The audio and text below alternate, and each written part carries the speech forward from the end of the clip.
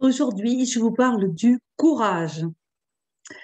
Du courage, il en faut pour se lancer, pour aller vers l'inconnu et le changement. Il en faut aussi pour s'affirmer dans les situations professionnelles. Bonjour, je suis Anne-Marie Barrero, coach professionnelle certifiée en communication et créatrice du programme Oxygène, qui est un programme destiné à l'évolution professionnelle des femmes, qui leur permet de trouver un nouveau sens professionnel. Parfois dans la vie, on manque de courage. Cela m'est arrivé à de nombreuses fois où j'ai eu envie de tout arrêter parce que mon travail n'allait pas comme je voulais, comme je l'avais programmé, comme je l'avais planifié. Quand on perd le courage, on perd la persévérance en même temps. Et peu à peu, on perd son énergie. Pourtant, cette énergie est tellement nécessaire pour se lancer dans son projet d'évolution professionnelle, pour tenir la barre sur la durée, pour résister face aux défis.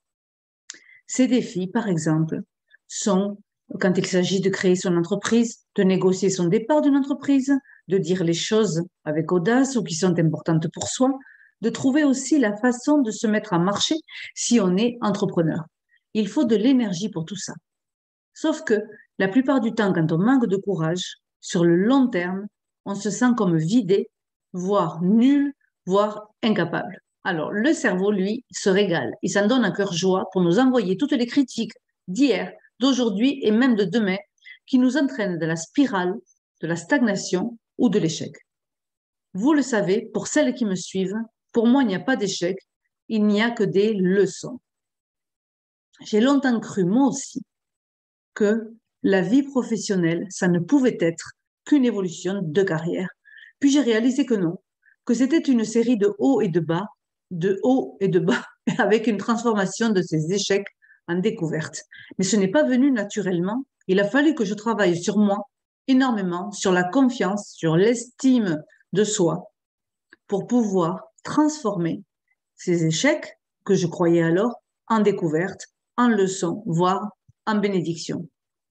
Quand on est effectivement dans un bas professionnel, c'est là que le courage est utile pour encaisser les déconvenus, regarder les points à travailler et recommencer, se relever et recommencer. C'est ce que je conseille depuis des années à mes clientes. Voici quelques stratégies pour retrouver du courage si vous n'en avez plus.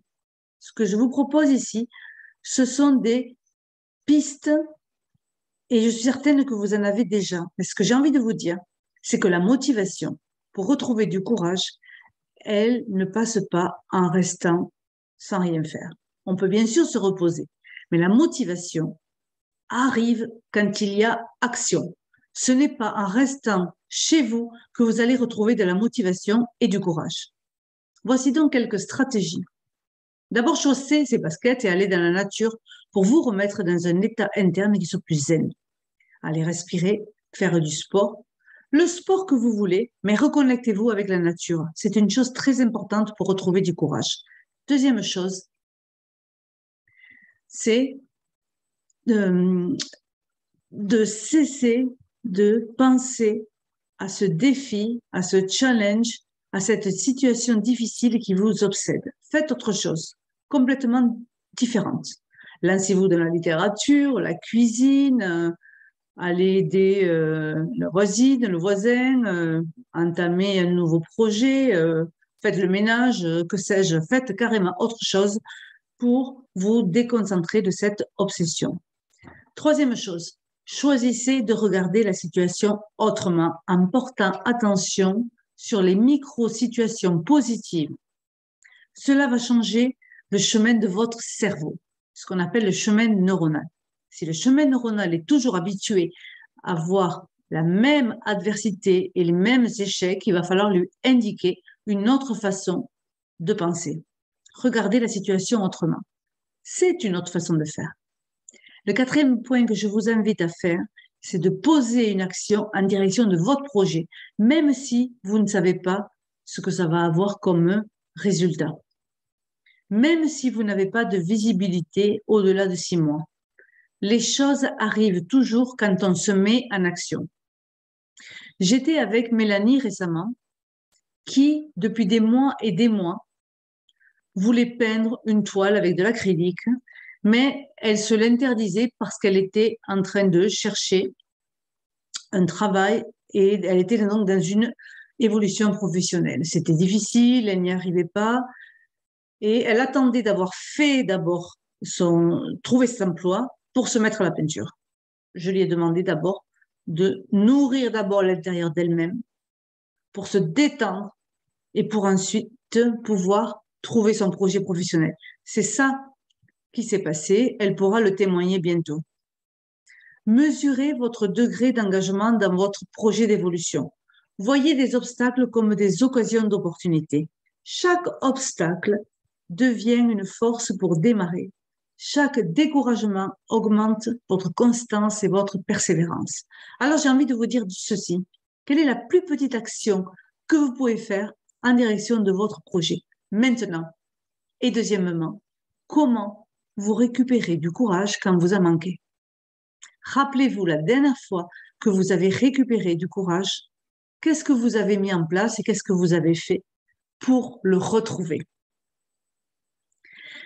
Enfin, les épreuves sont des moments parfaits pour faire ces preuves. Si cette vidéo vous a plu, si vous pensez qu'elle peut inspirer une personne de votre entourage que vous aimez et qui manque de courage, eh bien, vous pouvez bien sûr la partager ou mettre un pouce en dessous de cette vidéo. Vous trouverez également mon programme Oxygène. Toutes les informations en dessous de cette vidéo. Vous saurez quel est le contenu du programme et comment il peut vous amener, étape par étape, à clarifier votre projet professionnel, savoir comment le mettre en route, savoir communiquer et pouvoir ensuite le proposer. Quand on a un projet professionnel qui est clair et un projet d'évolution qui nous ressemble, qui vous ressemble, alors là, le courage revient illico presto. Je vous souhaite une magnifique journée. À bientôt.